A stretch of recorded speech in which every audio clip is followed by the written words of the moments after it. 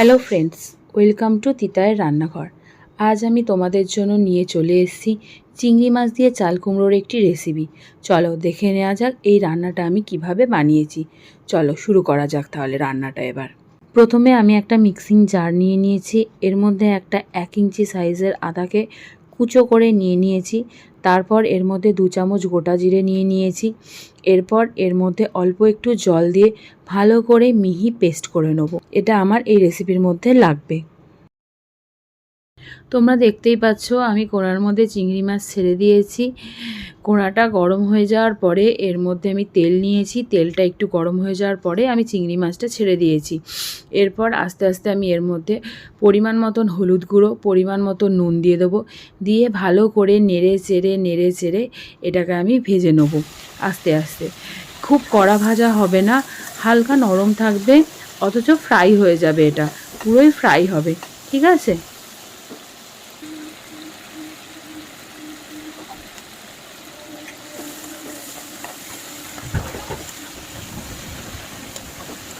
দেখো চিংড়ি মাছটা আমার ভালো করে ভাজা হয়ে গেছে। এবার আমি চিংড়ি মাছটা তেল থেকে ছেঁকে তুলে নেব, ঠিক আছে? একটা থালার মধ্যে আমি চিংড়ি মাছটা তাহলে তুলে নিচ্ছি তেল থেকে। বন্ধুরা, আমি এখানে অল্প পরিমাণে চিংড়ি মাছ নিয়েছি, দেখতেই পাচ্ছ তোমরা। তোমরা যদি চাও এখানে বেশি পরিমাণে চিংড়ি মাছ নিতে পারো। এই নয় যে আমি যতটা নিয়েছি ততটাই নিতে হবে, ঠিক আছে? প্রয়োজন মতন তোমরা যতটা পারো নিয়ে নিতে পারো। চিংড়ি মাছটা আমি ভেজে তুলে নিয়েছি। তুলে নেওয়ার পরে ওই তেলের মধ্যে 2টো শুকনো লঙ্কাকে চিড়ে দিয়ে দেবো। তারপর ছোটো চামচের 2 চামচ 5 ফোড়ন দিয়ে দেবো।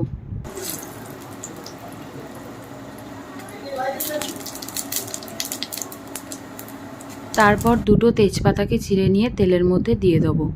এবার একটু হালকা করে ভালো করে নেড়ে চেড়ে নেব।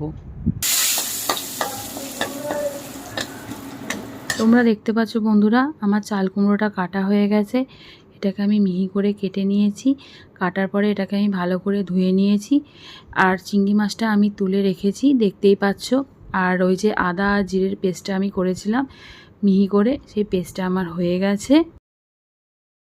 এরপর কোড়ার মধ্যে আমি আদা জিরের পেস্টটা ঢেলে দেবো। ঢেলে দিয়ে ভালো করে এটাকে আমি কষাবো। ভালো করে নেড়ে চেড়ে এটাকে আমি কষিয়ে নেব। ভালো করে আদা জিরেটাকে আমি কষিয়ে নেব, যেন এর মধ্যে থেকে কাঁচা গন্ধটা চলে যায়। এটা ভালো করে কষানোর পরে আমি এর মধ্যে চাল কুমড়োটা আস্তে আস্তে ঢেলে দেবো। দেখতেই পাচ্ছ বন্ধুরা, আমি চাল কুমড়োটা কোড়ার মধ্যে ঢেলে দিচ্ছি।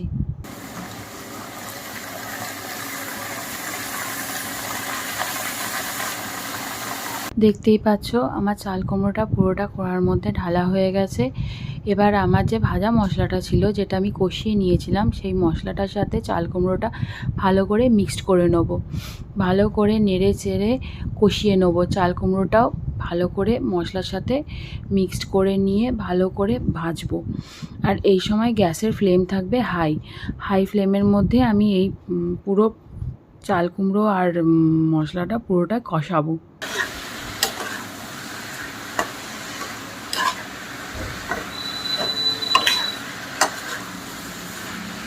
দেখতেই পাচ্ছ মশলাটা পুরো চাল কুমড়োর সঙ্গে মিশে গেছে।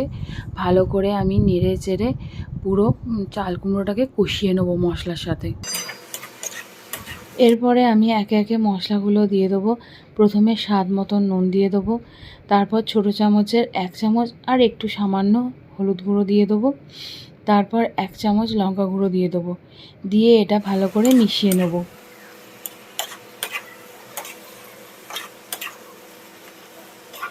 দেখতে পাচ্ছ আমি ভালো করে মিশিয়ে কষিয়ে নিচ্ছি।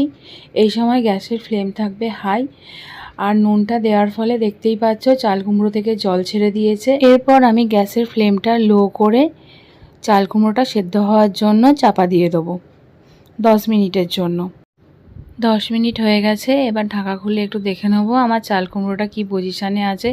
দেখতেই পাচ্ছ জলটা অনেকটা শুকনো হয়ে গেছে। একবার দেখে নেবো চাল কুমড়োটা সিদ্ধ হয়েছে কি না। হ্যাঁ, চাল কুমড়োটা অনেকটাই সিদ্ধ হয়ে গেছে। ভালো করে একটু নেড়ে চেড়ে নেবো যাতে জলটা আর একটু শুকিয়ে যায়, জলটা একটু টেনে নেয়। দেখতেই পাচ্ছ আরেকবার দেখছি, চেক করছি যে চাল কুমড়োটা আমার সিদ্ধ হয়েছে কি না। কিন্তু চাল কুমড়োটা অনেকটাই সিদ্ধ হয়ে গেছে। এরপর এর মধ্যে চিংড়ি মাছটা দিয়ে দেবো। চিংড়ি মাছটা দিয়ে ভালো করে নেড়ে চেড়ে নেবো। ভালো করে চিংড়ি মাছটার সঙ্গে চাল কুমড়োটা ভালো করে মিক্সড করে দেবো। চিংড়ি মাছ আর চাল কুমড়োটা ভালো করে নাড়াচাড়া করবার পরে আবার আমি মিনিট 5-এর জন্য এটা কম আঁচে ঢাকা দিয়ে দিয়েছিলাম। ঠিক আছে, 5 মিনিট হয়ে যাওয়ার পরে আমি ঢাকাটা খুলে দেখি অনেকটাই জল বেরিয়ে গেছে। চাল কুমড়ো থেকে বেরিয়ে যাওয়া জলটাকে আমি ড্রাই করে নেব। এই সময় আমি একবার নুনটা চেক করে নেব, দেখব নুনটা আমার স্বাদ মতন হয়েছে কি না। এই সময় যদি তোমাদের নুনের প্রয়োজন হয় তাহলে দিয়ে দেবে। দেখতেই পাচ্ছ আমি এটাকে ভালো করে নাড়াচাড়া করছি যাতে বেরিয়ে যাওয়া জলটা ড্রাই হয়ে যায়। দেখো বন্ধুরা, আমার চাল কুমড়োটা একদম সিদ্ধ হয়ে গেছে, শুধু জলটা ড্রাই হওয়ার অপেক্ষা করছি। ভালো করে নেড়েচেড়ে জলটাকে ড্রাই করে নেব, তারপর আমি একটা পাত্রে এটাকে নামিয়ে নেব। তো বন্ধুরা, আমার এই রেসিপি যদি তোমাদের ভালো লেগে থাকে তাহলে আমার ভিডিওটাকে লাইক করে দিও, চ্যানেলটাকে সাবস্ক্রাইব করে দিও, আর অল বেল আইকনটা প্রেস করে দিও যাতে আমার ভিডিও তাড়াতাড়ি তোমাদের কাছে পৌঁছে যায়। দেখতে পাচ্ছ বন্ধুরা, আমার চিংড়ি মাছ আর চাল কুমড়োর রেসিপিটা তৈরি হয়ে গেছে। এটা আমি একটা জায়গার মধ্যে ঢেলে নিয়েছি।